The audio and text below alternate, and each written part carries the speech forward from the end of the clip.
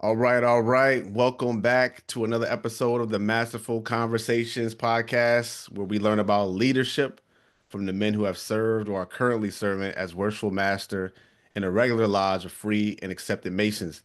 I am Brother Matthew Wagstaff, a proud past master of Eureka Lodge number 36 out of Rochester, New York, where currently serving as my Worshipful Master is Brother Jermaine Myers.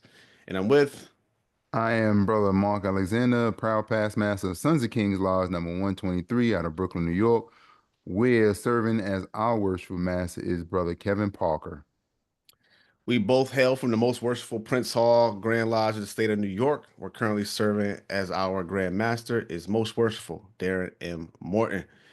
We have another great guest today who has lots of years in the craft, a lot of years of service in the craft. Very pleased to have him here. Before we jump into our introduction of our guests, we do have a quick disclaimer. The information shared on this show is for educational and entertainment purposes only. The views and opinions are our own and do not express the views or opinions of our lodge or Grand Lodge. If you have any particular questions, please consult the proper office in your prospective jurisdiction. Absolutely, absolutely. Please continue to like, subscribe, share the podcast, share the episodes, share the channel with as many people as possible who you think receive value from it. We appreciate all the positive feedback, all the comments, all the love online. So thank you for that. And if you have suggestions on past masters and worshipful masters that we can interview, feel free to send that to us as well. And we appreciate those suggestions. Again, before we do introductions, any announcements, Mark? Yes, I would like to congratulate, since our show is about leadership, a brother from our lodge. We have a brother out our lodge that, for the first time, ascended to the seat of thrice illustrious master, and that's the head of the Royal and Select Masters, and that is Brother Brian Ruck. So congratulate to him, and I look forward to your leadership in that body, since All I right, am a member congratulations. of Congratulations, I brother. forgot Mystic Tile number 8. That's what he had, and I'm a member of that body. All right. Appreciate that. All right. Now, introducing our guest for this show today is past master Robert B. Hansley out of Meridian Lodge number 93 out of Harlem, New York, first district of the most worshipful Prince Hall Grand Lodge of the state of New York. Past Master Hansley served as worshipful master on the Prince Hall side in 2012. He is also the past excellent high priest for Eureka chapter number 17, Holy Royal Archmasons. He is also an honorary past Grand High Priest for the Holy Royal Archmasons Prince Hall of the state of New York. Um, Most notably, Past Master Hansley has served for over 20 years as the editor in chief of the Sentinel, which is our publication here Official organ. in New York State. What do you say? It's our official organ, Yes. as they say. Yes, yes, yes, yes. And definitely appreciate the many years of service as the editor in chief. Past Master Hansley has also received the last and final degree of the 33rd degree of the Ancient Accepted Scottish Rite. So congratulations to you as well on that honor. And so with that, I want to welcome you, Past Master Hansley, to the Masterful Conversations podcast. Well, thank you, thank you, thank you. Just want to, on the Prince Hall Sentinel, just want to go back. Uh, when Gregory Robinson Smith Sr. reactivated the Prince Hall Sentinel, at that time I was a reporter. You know, Mm, he actually drafted me as one of his reporters.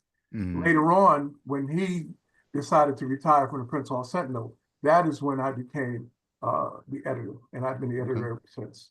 cool. got Uh, it. Thank you. yeah, and a lot of water under the bridge. But as far as my Masonic journey, I was originally um, initiated, passed, and raised in 1980. Mm, In an organization called the Empire State Grand Council. It was actually Canaanite Lodge number 198, and that was in Brooklyn, New York. That was on 317 Claremont Avenue. Mhm. So I stayed over there. I served as worshipful master over there from 86 to 90. And then in 92, due to a rift in their parent organization, which is at that time was the National Supreme Council. These organizations are still out there, but let's Yeah. anyway. So Mhm. then we formed what they call now is the Supreme Council of America. And the New York body is the New York State Grand Council. And that is when Sons of Timothy Lodge, which came out of Canaanite 198, we changed the name from Canaanite 198 to Sons of Timothy Lodge #1 of the new organization. I was elected the Grand Secretary of that organization, and my good friend Derek Pritchett was elected the Grand Treasurer, so we served together. During that time, you know, I served in many hats over there. I was Worship Master again for about 3 years for Sons of Timothy, actually 4 years for Sons of Timothy. I was Commander-in-Chief of the Solomon Consistory, you know. I was Grand Worthy Patron, you know, so many titles that it's just too numerous to go into. And of course, I was doing that, and also Pritchett was also basically mirroring, we were basically mirroring what I was doing. I had the consistory, he had the Lodge of Perfection. That's just the way it went. I was also part of the National Convention on the Credentials Committee. And in 2001, and this is all leading up to how I got to Prince Hall, we were doing a national convention at the Asmark Hotel in Pennsylvania, in Philly. I arranged a tour of the Grand Lodge of Pennsylvania. You know, it's a beautiful edifice down there. Definitely is. About 75 brothers I took on this tour. Now, I should have been weary then, but I was so involved in it. Because, see, I was so in love with the organization and what we were doing that it didn't strike me. But the leader of the organization said, it's fine to take those guys on the tour, but removed any pens or anything like that. That's Masonic. They should have rung a bell. Should have rung a bell. Okay. We took the tour. Luckily, one of the curators of the library down there was conducting the tour. We were like, I set it up for a special group tour. And we weren't with the general public. It was just quote unquote supposed to be Masons. We're walking in the tour, and the curator looks at me and says, wait a minute. He said, you know, you're a very knowledgeable fellow. Why are you with this group? You know, so I gave the standard canned answer, you know, well, we're all brothers, you know, seeking more light in Masonry. And he looked at me, he said, listen, I'm not want to be disrespectful, but you guys are not legitimate Masons. You know how I felt for the rest of that convention? Immediately as soon as I got home. And what he did was he gave me some material to research. And I did my research. And I found out they were a bogus group. All right. So what we tried to do is we tried to get right. We went to the quote unquote leaders of the organization and we said, listen, what can we do to get right? Of course, they rejected it. So my next call was to the Most Worshipful Prince Hall Grand Lodge at the state of New York. But I got a hold of the Grand Secretary, and I arranged a meeting of the Worship Masters. We had 24 lodges at that time in this group. And so we had 19 of them showed up to Prince Hall for the meeting. They laid out the meeting. They told us what was going on. They told us what we had to do. So they said they have what they call an occasional Grand Lodge, and that if we wanted to come over, we can come through the occasion. Now, this was in February. They said the occasion was in March. Of what year again? What year is this? This is in 2002. 2002. It was in March. So when they told me they had an occasional, I had already made up my mind that I was leaving. So I signed up for the occasional. I went to the occasional, and behold, I was, you know, made a Prince Hall Mason. Now, my lodge, Sons of Timothy, they were still deciding. So now, you know, like July and August, we went dark. So our first meeting was going to be in September. So I attended that meeting in September, which was a roundtable. And what happened was, and you know the story already, Mark, 3 lodges came together, okay, and we decided we were all going to Prince Hall. They asked me would I take them over. I said I had already joined the lodge. I was in Meridian. So we needed somebody to take us from that jurisdiction into Prince Hall. Patrick Fuller was the Worshipful Master at the time. Patrick Fuller was not, he said he wasn't ready to do it. Now, Derek Pritchett was part of Martin Luther King Lodge, which was another lodge. And then we had another lodge called Kings County. Now, you Mm-hmm. know the story. That's how you became Sons of Kings. Sons of Kings. He describing Kings the County, birth of our Father of Lord. the King. There you go. Yep. So it's fun to Mhm. subscribe. So Derek, so we said, who's going to bring us over? I said, we all know Derek. You know, Derek had already come in, let him go. Because see, Derek was ready to leave anyway. Derek was going to join the lodge in New Jersey. Pennsylvania. Yeah, exactly. Pennsylvania. Yeah. Mm-hmm. Exactly. So Mhm. anyway, make a long story short, that's what happened. Okay, it came over. So now I'm in Prince Hall. So I'm very active in Prince Hall. My first appointment, Grand Lodge appointment, was I was appointed a special district deputy Grand Master, that by Charlie Johnson. And we're talking about 2003. Okay. Then And just want to slow you down for a second, just to get something clear, because so you came over as an affiliated past master. correct. Yes. Correct. They actually offered me to be a past grand worthy patron, but I rejected it because see, on the other side, I was the supreme grand worthy patron. Mm-hmm. You know, so but I said no, let's start from scratch. You know, and that's what I wanted to do. I wanted to start from, you know. Okay. And one more thing of clarity too. You said you went to go visit the Grand Lodge in Massachusetts. Was it the Prince Hall Grand Lodge or the Grand Lodge in Massachusetts? No, this was the Grand Lodge of Pennsylvania. Pennsylvania, yeah, Pennsylvania. Pennsylvania. Ah, okay. I'm sorry. Grand Lodge of Pennsylvania. Grand Lodge of Pennsylvania. Got you. Okay. See, and we toured the Grand Lodge of Pennsylvania. Okay. Got you. Okay. Which, like you said, I would suggest if you haven't got down to Philly, definitely tour that building. It's a beautiful building. It's beautiful, beautiful. You know, and if you go, try to go with the curator because he explains the thumbprints, he explains everything about the building. You know, it's a Masonic delight. You know, exactly. Beautiful words, Masonic delight. That's exactly what that is. It is Masonic. But see, you have to understand, I'm very, very passionate about Freemasonry.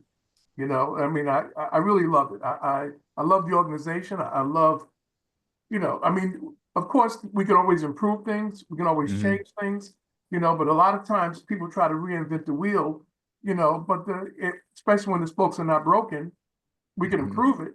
But, you know, sometimes we don't always have to reinvent it, but that's a whole nother conversation.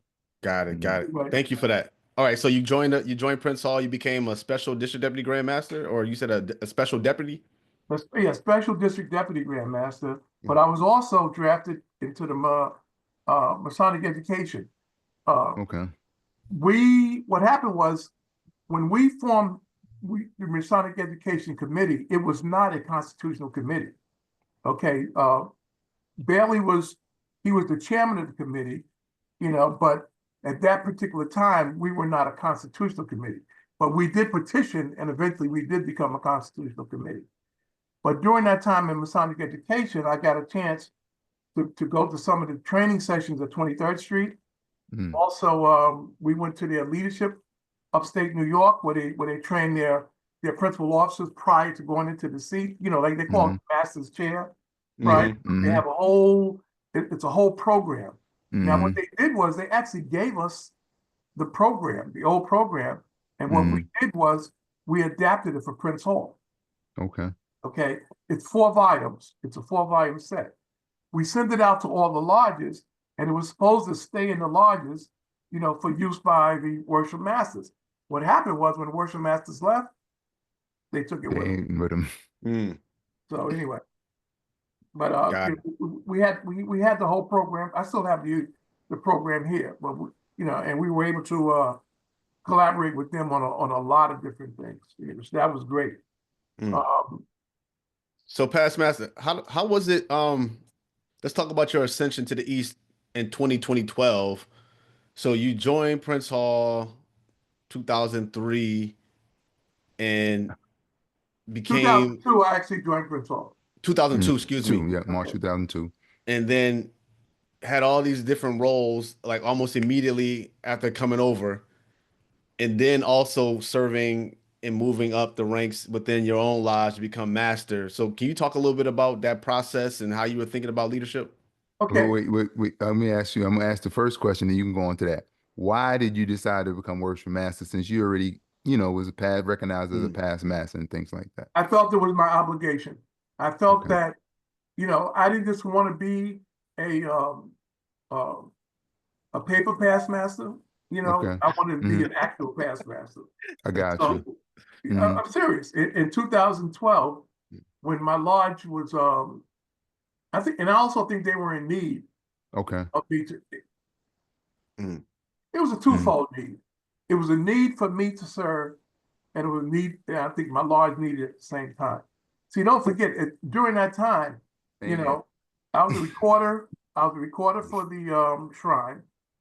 You know, I was like, I had all these titles. Forget about it. You know, dean for the consistory. I was like grand secretary for, you know, for the Holy Royal For Lodge. launch. You know, so and also I was doing the youth drill team for the Shrine National Convention.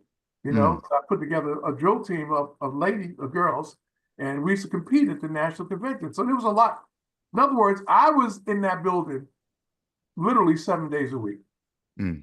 Okay, but I didn't mind, Yeah. you know, because I felt we were a family. So I was Mm. compelled. I felt I had to serve.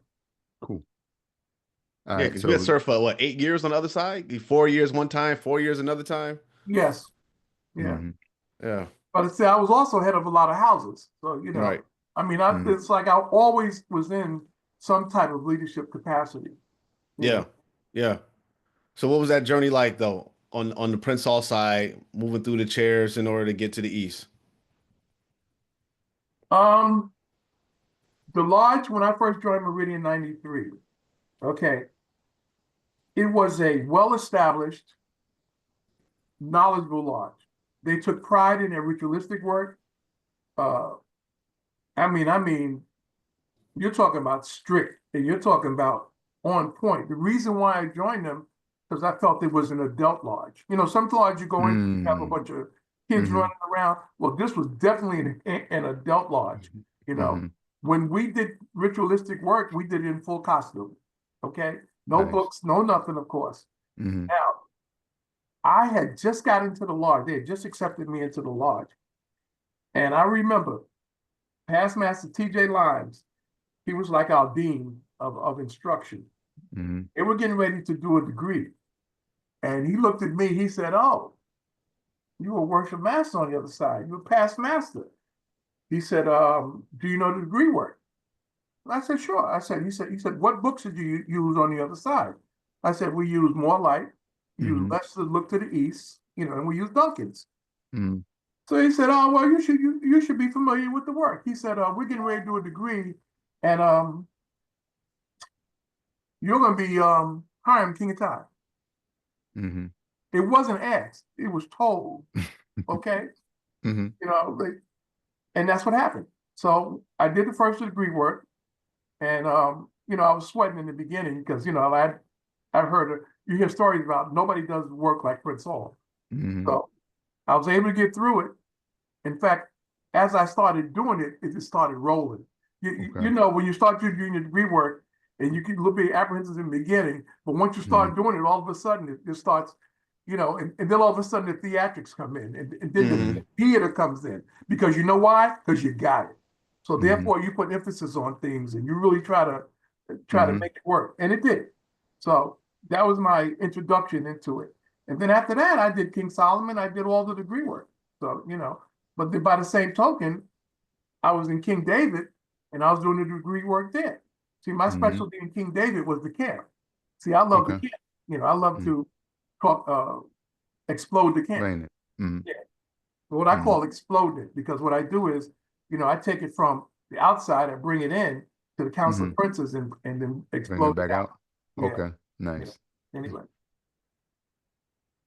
Excellent. All right. So did you serve as a junior warden and senior warden or just one Yes. warden?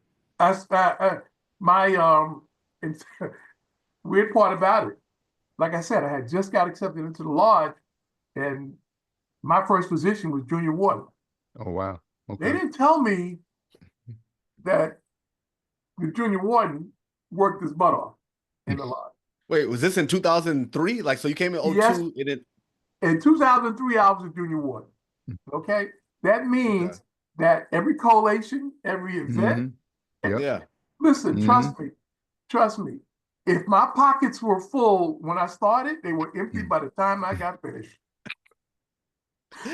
No, I'm not going to, because we had collation at every meeting, Mm-hmm. okay? And every event, we had collation, and you know who's responsible.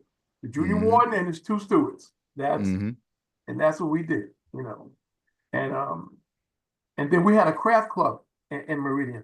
And the Mm-hmm. way we worked our craft club is that we held the craft club at each member's house. In other words, we were rotated. In other words, like say, Mark, it's your turn. So we'll go to Mark's house. But Mark, you're not providing the food or drink.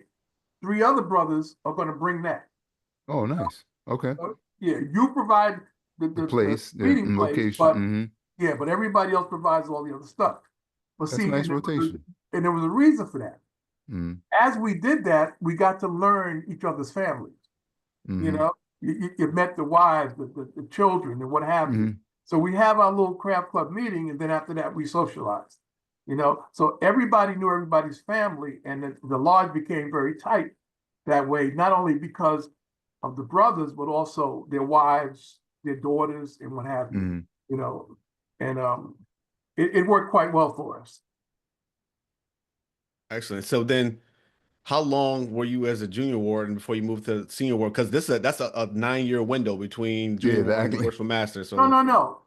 Our junior one for a year, our senior warden Mm-hmm. for a year. Mm-hmm. The other times, I was doing other things in the lodge. I was like a treasurer, I was secretary. I did a lot of Okay. stuff in the lodge too. But see, you have to understand, I was so wrapped up in some of the other, like the shrine, Mm-hmm. like, hey, I was a recorder there. I was the ex-and high priest. I was the grand secretary. So, I was doing a lot of other stuff outside of Masonic education. You're Mm-hmm. okay, doing a lot of you other came stuff. offline. Correct. Okay. Got you. Okay, all right, now it And then makes in, sense. and in 2012, um, when I thought there was a need, and that was a special year anyway, because they had deemed that like an anniversary year. And so, yeah, so that's when I felt that it was time, Okay. you know. Nice. And then also, I'm gonna tell you another thing too.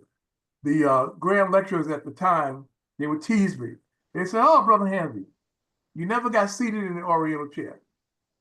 Okay. You came Yeah. over as a past master, so you Yeah. never had the effect of being seated in the Oriental chair." So, just to shut them up, Okay. that's another one. So when they Mm-hmm. seated me in the Oriental chair, Mm-hmm. they seated me. They But seated you. Good, good, good, As it anybody who's a should be. worshipful master, you know what I'm talking about. As they good, should good, have. good. All right. So now you're worshipful master. Talk to us a little bit about like how you were thinking about preparing for your year as master. So I don't know if it sprung up on you the night of election that you decided, or did you have some time to think about it? And then after you were seated, what were some of the things you focused on as worshipful master? I actually had time because like it wasn't sprung up on me. It was because I went through a lot of thought about it. Okay. And I just felt that there were some things that I could do to like, make the lodge better or move it forward a little bit. I had a lot of previous experience, as worship master. Mm, So yeah, I was ready for it. And there's some programs that I put in place. Like Reed, who was actually the grand secretary, he was also my lodge secretary. Okay. So one of the things that I used to do is prior to our lodge meetings, we would meet together, either at his house or my house, mostly his house. And probably a week before the meeting, and we would go over everything. We go over communications. We go over, what I wanted to do, things like that. So by the time we got to the meeting, everything was the same. mm, My secretary was the same. When we ran stuff, we just knew. There's communications that I wanted to be read were read. Communications I didn't want to be read wasn't read. It's like Mm-hmm. that. So we went over everything. I went over everything with my secretary prior to the meeting, and it worked out well. See, my other thing is I always wanted to get instruction. Every time I was in the East, I always had some form of Mm-hmm. instruction because it seems like nowadays, maybe I'm wrong because I'm only going by what I've observed. What people think is a good meeting is a fast meeting. You know, that's not necessarily true. Mm. You know, I mean, I understand it's the internet age and everybody wants to get up and go, but sometimes you need time, to learn your brothers, to cultivate your brothers, to teach your brothers, or to put on wholesome education. But everybody's in a hurry, and I think that's one of the lost arts of Masonry, because one of the things we used to do is, and where I learned the most is, was usually after our meetings, just talking with the brothers down at the lounge, at their house, or just having these conversations, And I learned more Masonry that way than going to a fast meeting and like, okay, receipts, disbursements, okay, anybody anything, good night. That's true. Why am I traveling? Why am I coming out for that? There has to be a reason for me to come to these meetings. I got to be getting something out of it.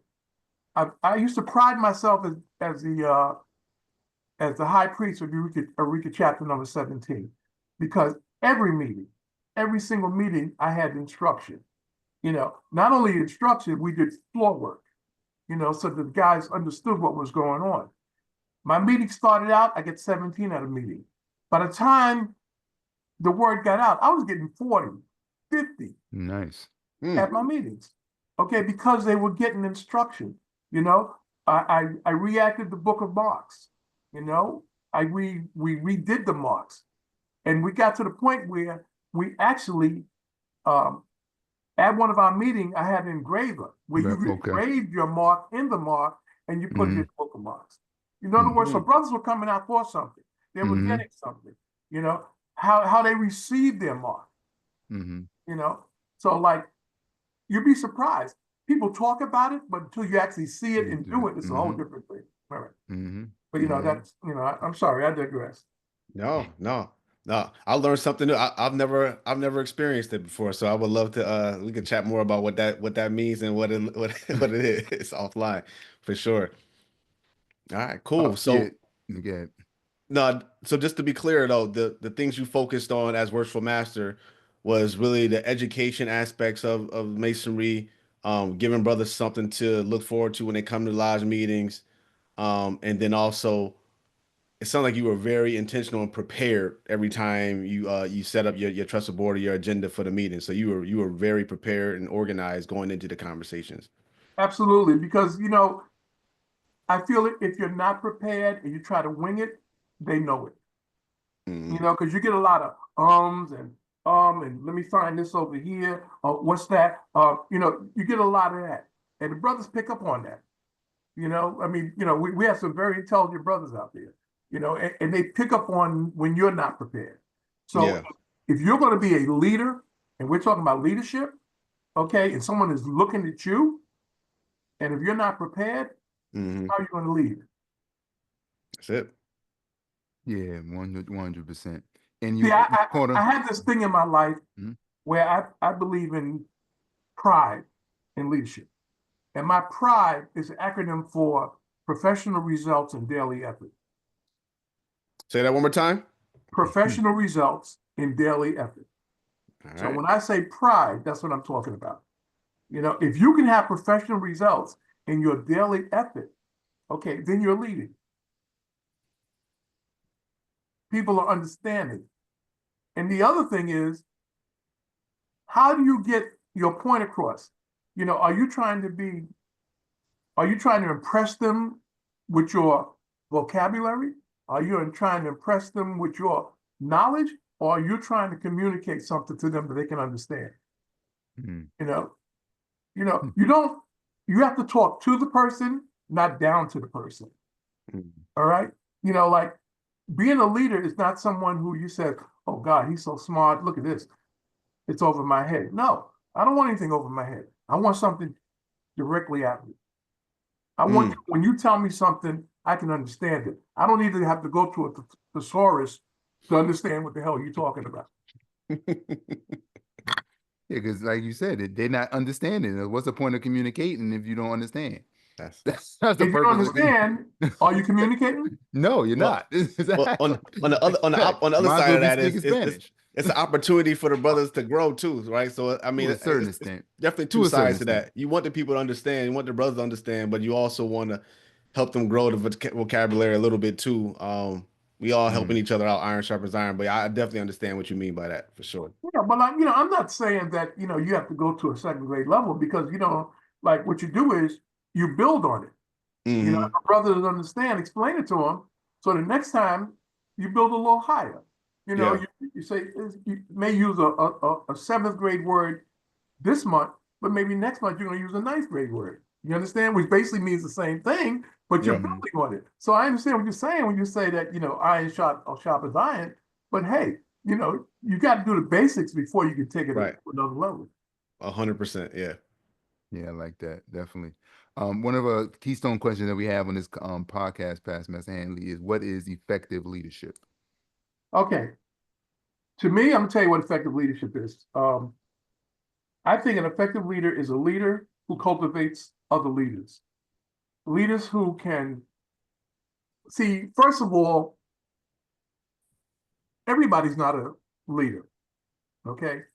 There are some people who are born a leader. You ever been in a group, even as a kid, where you just migrate toward this one particular person? He's just like a natural born leader. Okay. Mm, He has these qualities. You can't put your finger on it, but he has certain qualities that makes you lead.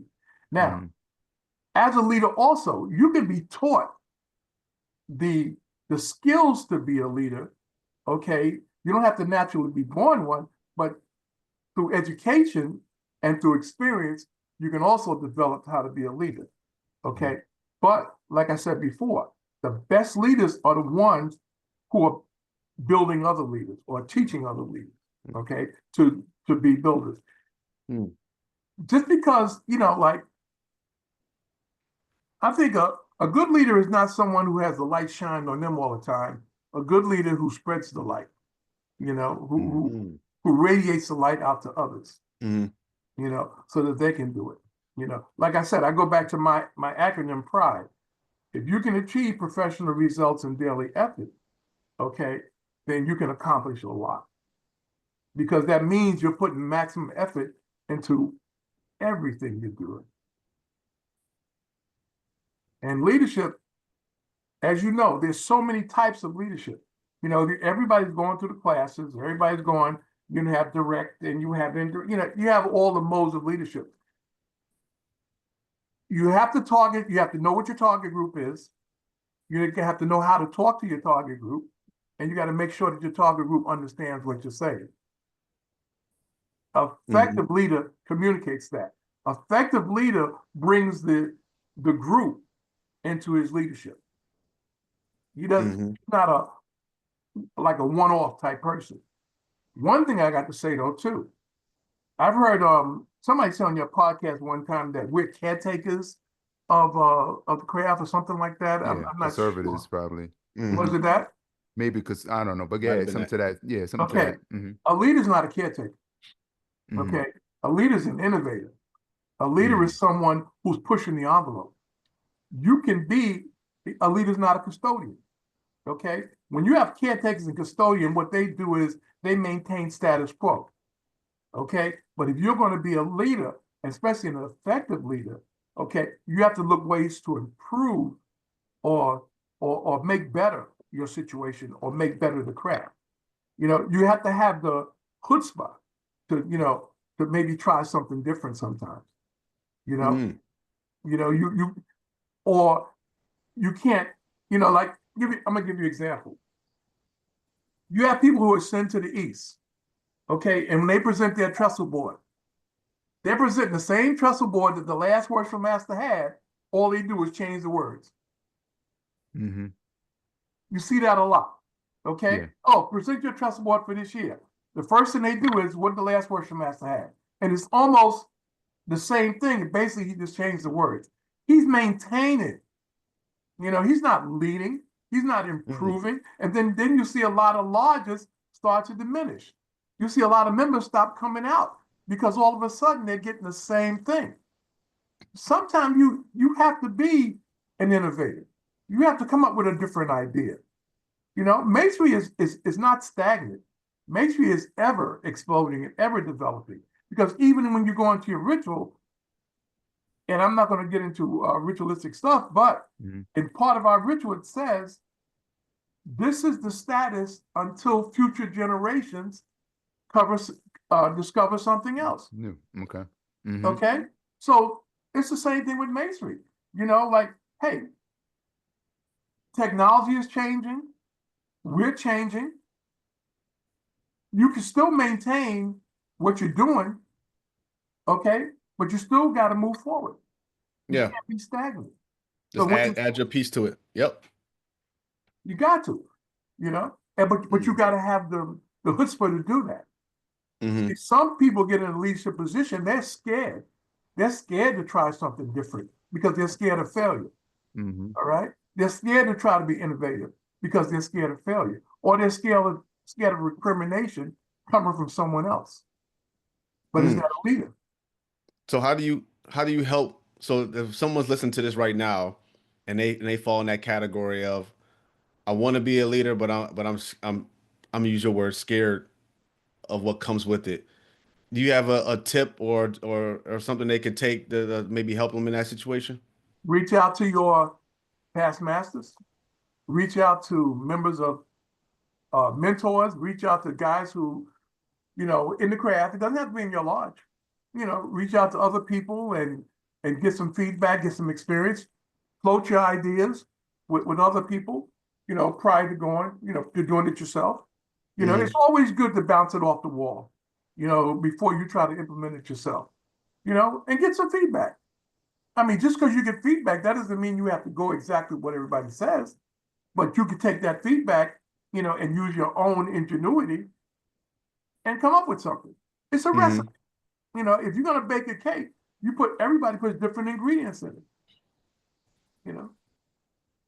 I want If you have a lot of knowledgeable people in our organization, and it's not just within your circle, you know, sometimes step out your circle, you know. Sometimes when you see some of these older guys, these guys walking around with these walkers, these guys in these wheelchairs, you know, sit down and have a conversation with them sometime. You know, believe it or not, you open up to them, they'll open up to you. We're losing a lot of our elders, okay? We're losing a lot of our elders with a lot of knowledge, okay? We need to be like a sponge and soak up some of this knowledge. Absolutely. Actually, Note taken. I wanted to add on to your question, Matt, as far as, you know, what do they do as far as if they scared? I just one part, like I mentioned this earlier when I was talking with a brother, don't forget your perfect points in your entrance, because we talk There about you that. go. There you go. Yeah, you're right. Yeah. Yeah. We'll chat offline about the perfect points. Yeah, Yeah, exactly. So those knows what it is, but you know, that's what it is. I mean, we learn masonry for a reason, to practice it. Yeah, absolutely. Not just to hear it. You got to know, practice it. one of our other problems is we're having people ascend too fast to the east without actually getting the knowledge. You know, just because you can parrot the ritual, you know, doesn't mean you're proficient. Okay, and if you are proficient in ritual, are you understanding how to handle people? My daughter came into the order at 18, Order Eastern Stars. She's a ritualist, you know. Jasmine is a ritualist. I mean, Jasmine could do that ritual upside down, backwards, and sideways.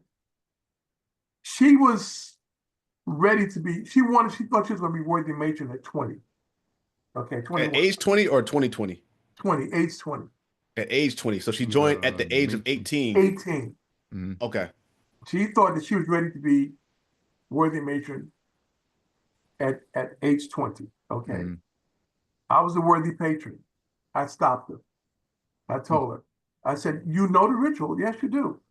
And you perform it beautifully, you know, but I need you to learn people. Okay. Before you take that chair in the East, I said, right now, you're 20 years old. I said, you have people in our chapter in their 70s, 80s. I said, we have people in our chapter who are mothers, grandmothers, fathers, and what have you. you have to learn how to deal with them. Mhm. Okay, because these are the people that you're going to be the word matron of prior to doing anything. So I said, learn people. So I held her back. I held her back for 2 years. By the time that she did go to the East, okay, the skills that she needed, she had developed. Mm-hmm. You know, and she's been taking off since then. If you ever go into hear her do her ritualistic work, you'll understand. Got it. I believe Can that I? was 2014. I remember when I first came over to Prince Hall, she was matron somewhere around that time. I went to a party Okay. with Dan. Yeah. Well, see, don't forget, by then she was in the daughters, and I think Mhm. and then she became commandress or whatever, you know. Yeah, she did all Okay. that too. Mhm.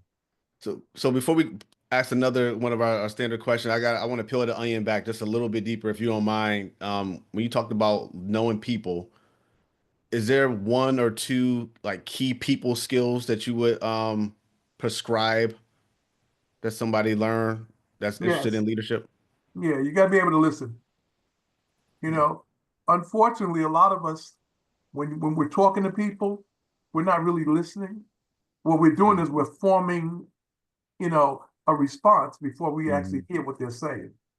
And so a lot of times they've already answered the question, but you didn't hear it because you're too busy forming a mm, response to that. You know, listening is very important and how to listen. You know, I have a thing, and Mhm. this goes way back to when I was a Boy Scout leader. And they used to tell us GGI, getting and giving information. Okay. yes. They actually had a course on that, Mm, GGI, getting and giving information, you know, and it stuck with me all these years. I did a lot of stuff in the Boy Scouts too, but yeah, that's a whole different story. But they had a lot of good leadership programs they had that we had to go through as an adults, But anyway, a lot of people don't know how to get information and they don't know how to give information, Mhm. you know. Mhm. So like That- my biggest thing is you got to mhm. listen sometimes, you know, Mhm. and then respond to the person, or the individual in a way that they understand what you're saying. Mhm. Cool. I know I just wanted to when you said it, I heard it they're talking about that before. You gotta make sure you listen and stuff like that to fully. But it made me think about for some reason it flashed in my mind for the first time. Family Feud. When they had this thing and you before Steve is the current host. Before he gets the full question out, people slamming down, and then it'd be a whole different thing because they ain't gonna listen to the whole Correct. statement. Correct. Well, look around you sometime. Mhm. Yeah, like I mean, you go to the grand sessions or what have you, and you listen. Mhm. You're sitting in there. How Mhm. many times do guys ask the same question over and over? That's Yeah. all the answer. Yeah. Don't it drive you crazy? Yes, it does. Yes, it does. Oh I'm not man. even like, see, listen, in most grand sessions, I'm not even in the room anymore because Mhm. usually I'm in credentials.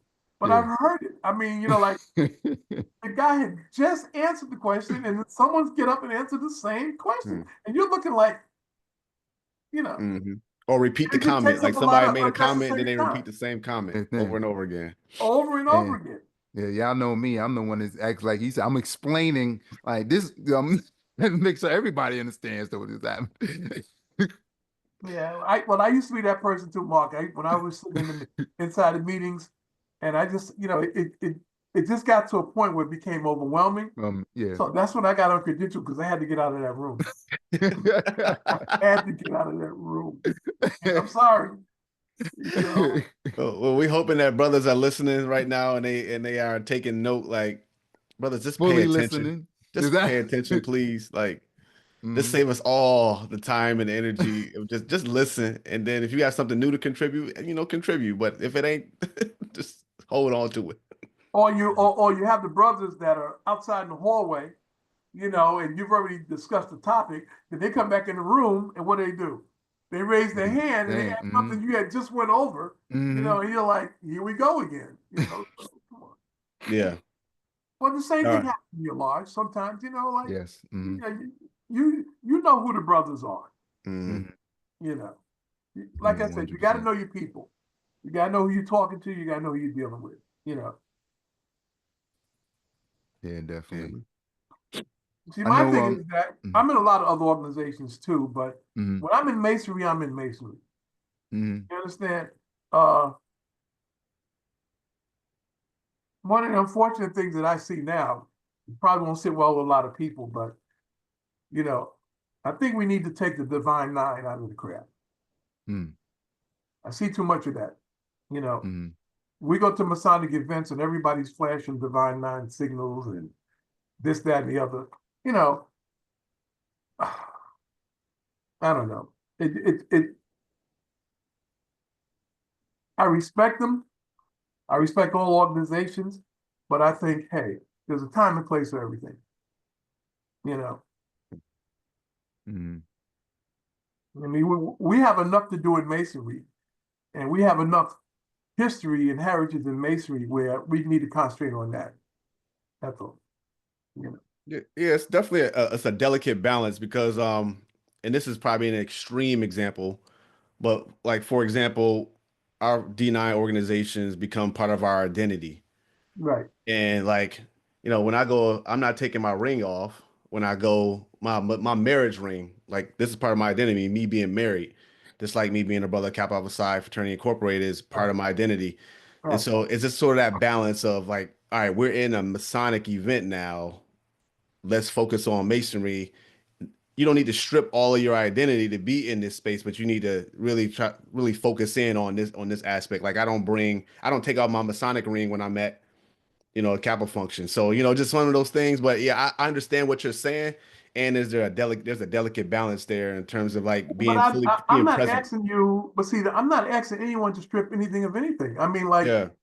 I mean, wear your stuff, but I'm saying that respect the craft. That's Yeah. all I'm saying. Yeah. Just respect the craft. You know, Agreed. I listen. I respect you as a member of the Divine Nine, 100%, and I think you're doing wonderful things. But I also got to respect the craft too, because the craft is doing wonderful things too. You know, 100%. Yeah. the difference between and see what people don't understand is the difference between. I would say one of the difference between the Divine Nine and the craft. Okay, the Divine Nine, these guys had the opportunity to get an education. Okay, the Divine Nine comes out of higher education. A lot Mhm. of Masons Yeah. never had that opportunity back in the day, but they were still doing good work. Okay, they were still doing a lot of the philanthropies. They were still getting out there organizing. They were still. I found that I found out that my grandfather was a Prince Hall Mason. You know when I found that out? When I came over to Prince Hall. Oh wow. My family didn't say nothing about it prior to that. I Mhm. found that my aunt was a grand worthy matron in North Carolina Oh wow. after I came over. Now, I had been on the other side almost 20 years. I didn't find Hmm. out until I became a Prince Hall Mason that my family members were that. You know, my grandfather was a Pullman porter. Now, anybody who knows history, you couldn't be a Pullman porter unless you was a Prince Hall Mason. Mhm. Okay, Mhm. so I look at our legacy, and he never got an education. You know, I mean, if I looked at his bio, I went back. You know, we did that ancestry test, and when it says education, he had a third grade education. Okay, but he was a Prince Hall Mason. Okay, and he did wonderful things. He didn't have the opportunity to go to higher education, so he would never be a member of the Divine Nine because you know. But but Mhm. but all I'm saying is let's respect each other. Yeah, Understood. 100%. Understood. I mean, speaking of like your grandfather and other people of wisdom, who are some of the mentors, especially since you came in with so much knowledge already? Who Yeah. are some of the people that helped guided you during your new way in Prince Hall Well, and things like? my sponsor was Ike Reed. Mm-hmm. At the time, he was the grand secretary. Okay, he's the one that's really guided me toward Meridian. Okay, Mm-hmm. these are some names that like you may not know, but God, I mean, when I think back, we had so many stellar individuals in my lodge. Mm-hmm. One of my God, it almost makes you well up sometimes because a lot of these guys are Mm, not even with us no more, mm. you know. But I mean, it's perfect time to bring them up, being Mm, springtime and reading for the yeah, ceremony, remembrance time and everything like that. So it's the perfect timing for that. mm, okay, but Grandmaster Holly, my God, Mm, mm, conversations that I used to have with him, you know, late at night, you mm, know, sometimes, you know, and sometimes it was just Tommy Miles, mm, you know, Bernard Holly and mm, myself sitting in a room. I'm learning from those guys. You know, mm, it was like wow, Ed Davis, you know, fantastic. Ed Davis, you know. I mean, it's just so many, mm, you know, mm, uh, guys in my lodge, you know, like I said, uh TJ Lines, Ron Lines. mm. Ron Lines was he was an old past master who knew the old signs. You know, Okay. he taught us signs that we don't even see anymore, you know. Mm, And he used to have a class in the lodge where he showed us different types of recognition signs that they used back in the day, mm, signs that they use in the Underground Railroad and things like that. You know, mm, I mm, miss all those guys. You know, there's a wealth of knowledge. You know, of course, Bailey, mm, Ezekiel Bay. You know, because yeah. like Mm, we were traveling partners. You know, we mm, traveled all over the place. I belong to so many organizations, Masonic Society. I'm sitting here looking. I've got so many different Masonic organizations that I belong to. You know, I'm a life member of the Full Access Society, the Philadelphians.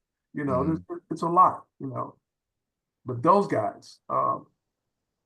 I mean, I'm missing a lot of names. I'm sure. Yeah, no, it's all good. We understand. It's yeah. you did get a few of them out, so to get them for the Uh, record, and people may can research them and understand them.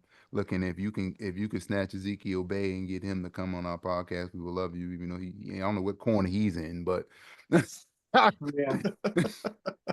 Yeah, love you, Zeke was brother something Bay. else. Zeke was Yeah, something else. We that was my road dog. You know, like we traveled that was a blue light time, right? yeah, but yeah, blue light. That's right. That's right. Yeah, we traveled the country. We did a lot.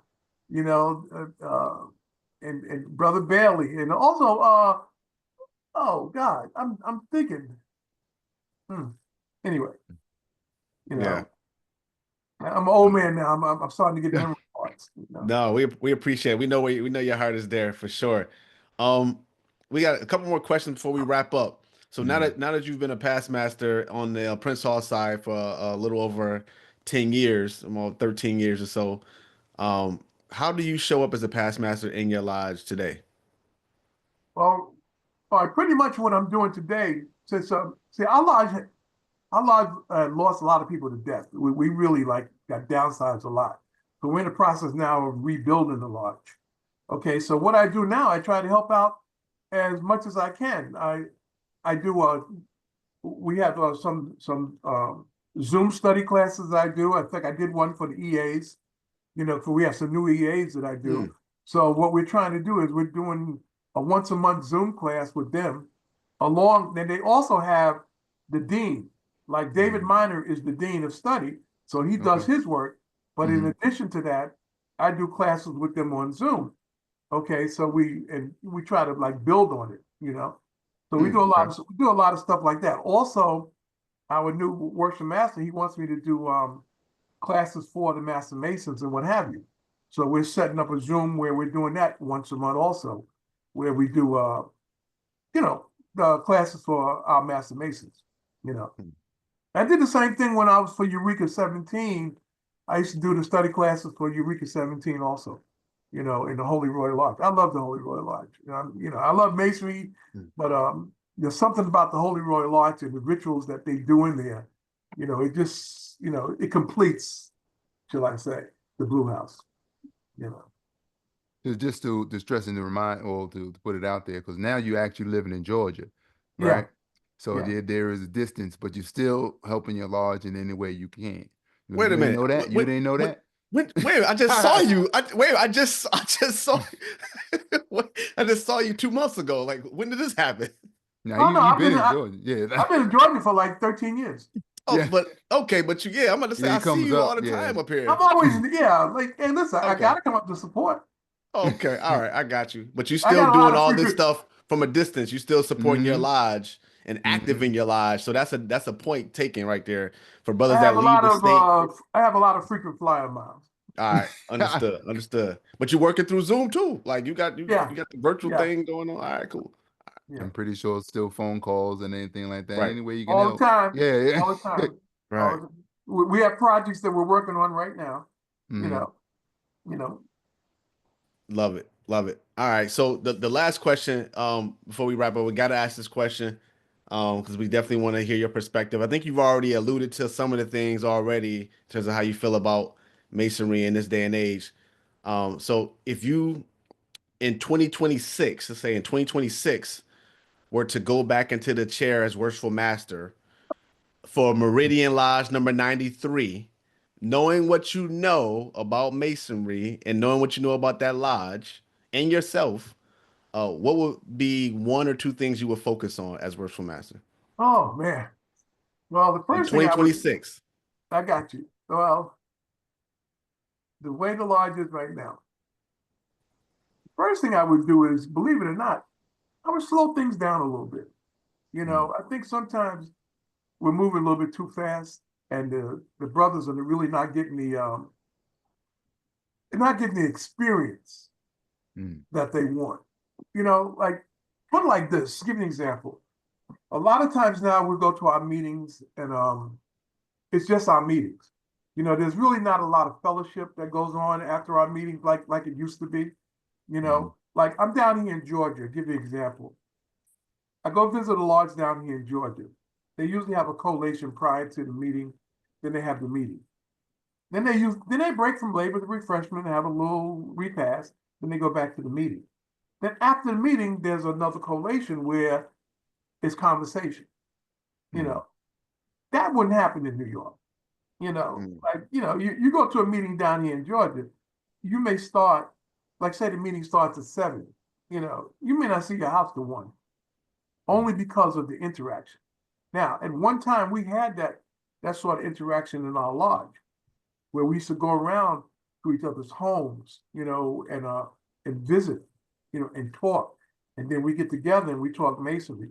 One of the things I would do is try to slow it down just a little bit.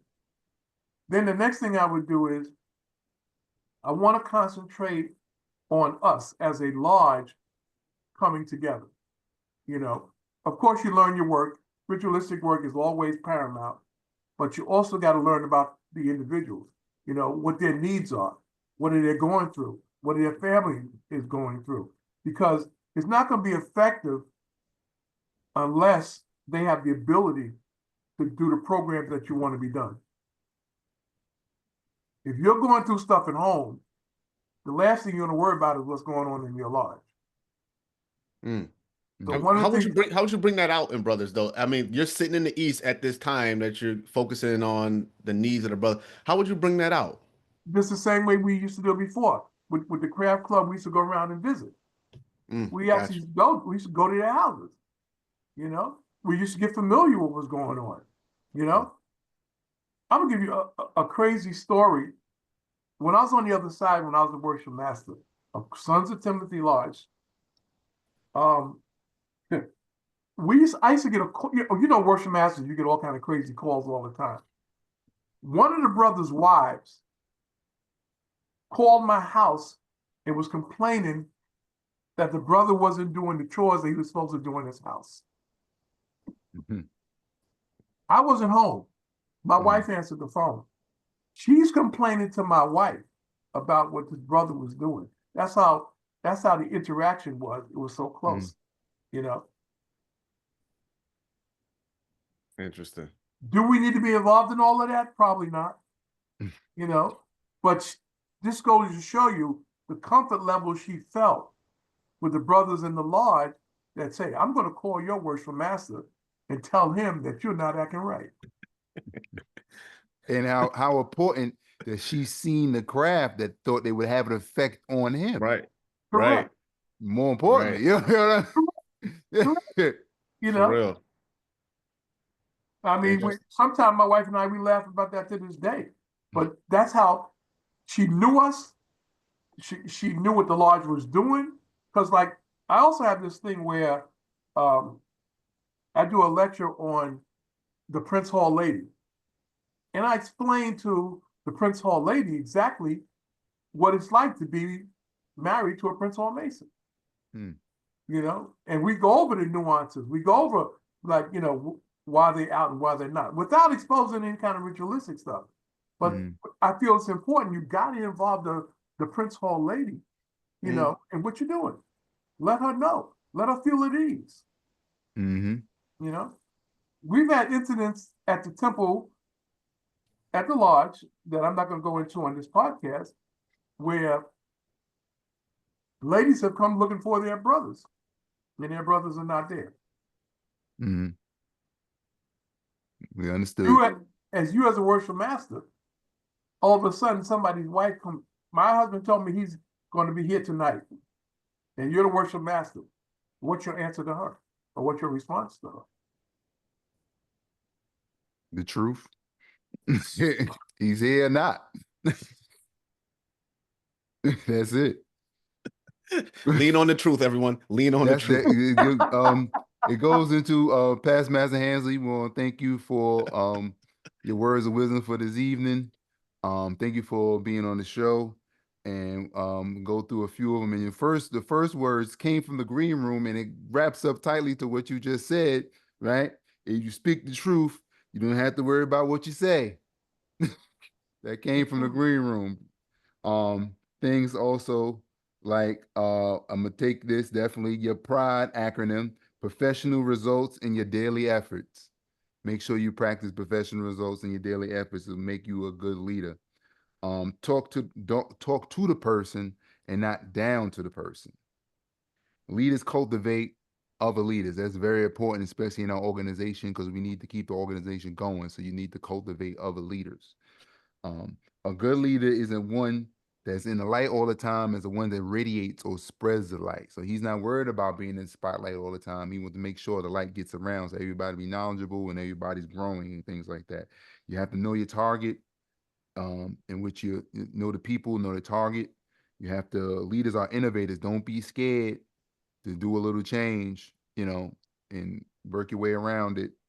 Learn how to deal with people is very important, as we know, as a leader. And, you know, in our particular organization, particularly because we are a volunteer organization. So you got to make sure you know your people and know what you can get out of them and help them bring more stuff out of them. And the part that you got from the Boy Scouts, which I was a Cub Scout leader, and I do remember those classes and things like that were very educational. GGI, getting and giving information. So again, thank you. And one last thing too, when it comes to knowing your people, you know who your enablers are. You know, because like if you don't have a leader, he may not be a leader, but he may be an enabler. You know, you got that guy in the lodge who he's not a leader, but if you give him direction, you know he's going to get the job done. Yeah. See, I call him my enabler. You know, now he may not come up with an idea, you know, but you give him marching orders and you tell him, listen, he's a trooper. I'm putting you in charge of this event. You know he's going to do it. See, that's what I call one of my enablers. You know? Yeah. And sometimes we need that. Like you said, you know gotta have exactly. Yeah, you gotta have that. You know, he might not never want to be the leader. Sometimes, unfortunately, down the road, people force that person to be the leader. You know, and he ain't necessarily gonna be that and never be the, you know, but he was a great foot soldier. You always be a follower. You gotta be a good follower before you be a good leader anyway. That's correct. That's correct. So thanks again, Past Master Hansley. Yeah, No problem. absolutely. Thank you for that. It leads me to, I think we may have shared this on the show before too. There's a book called Rocket Fuel, and it talks about the two leaders. We have a visionary and you have a person that can execute. And like you need those two. Oh, I got in order that. to right. So, and they're both like leaders in their own right, but you need both of them. Like you need somebody that has the vision and you need somebody that can execute. And together they really can take an organization to the next level. So think about You know, if you're the worshipful master and you're the visionary, you need somebody to execute all these great ideas. Or if you're a worshipful master that's an operational person, you need somebody with some ideas that help you bring that new energy. And there's a difference between being an innovator and trying to innovate the craft as well. So just know that we're not talking about innovating the craft, you know, in its most traditional Ritual. sense, but you know, coming up with new and fresh ideas for sure. So absolutely, No, Pastor Master Henry. you're not talking about reinventing the wheel. All you're Mm, talking about is oiling the wheel. yeah. You know, There you but go. let it Mm, run a little better. You hmm. know, Like you that. don't want to. I mean, Absolutely. masonry is a beautiful system if you look at it, and it has so many spokes to it. You know, like Mm, unfortunately, in Prince Hall, we only explore, I would say, three-quarters of the spokes. You hmm. Mm, know, like the allied degrees and things like Hmm. that. We don't really get into those a lot. But you Hmm. know, like, hey, when you travel around the world, you know, and always whenever I travel, I always try to find a Masonic lodge to try to visit it, or try to Hmm. mm, Masonic Grand Lodge, you know, and you may not be able to speak the language, but if you're a Master Mason, you understand what's going on, and they will receive you amen. with 100%. open arms, you know. Yeah. Amen. Hmm. Appreciate you, Pastor Master Hensley. This has been a great episode. I love the wisdom you shared. Mark already laid out all the good points you made. I just want to emphasize the whole being prepared, you know, proper preparation, preventing poor performance, and then slowing the heck down. Like I got to work on that all the time. Like slow down. Like you running a mile a minute right now. You can do anything in this world that you want to do. You can't do it all at the same time. Exactly. So just slow down, focus. Sometimes when you're running too fast, you miss something. Absolutely. Absolutely. So I appreciate you, Pastor Master Hensley. We I definitely appreciate what you guys are learned a doing. lot. You know, I think it's a blessing to the craft. I think your podcast should probably expand. I know I'll be watching it, you know, going forward, but I think you really should look into publishing. Hey, we might need Yeah. your some seed money over here. So maybe you can help fund the you heard it first. Stay tuned. Thank you, Pastor Master Hensley. No For problem. those who are All right. who are listening right now, like the episode, pass it, subscribe to the channel, share it with as many people as possible who you think can receive value from this episode in this show. We like to say that the world needs leaders, and leadership starts with leading ourselves. It is impossible for you to lead other people if you cannot lead yourself. So please take the time to rewind this episode, go to other episodes, learn as much as you can about leadership so that you can be a better leader, a better person for yourself, your family, the craft if you're in the organization or just in life in general. And until the next time, God bless.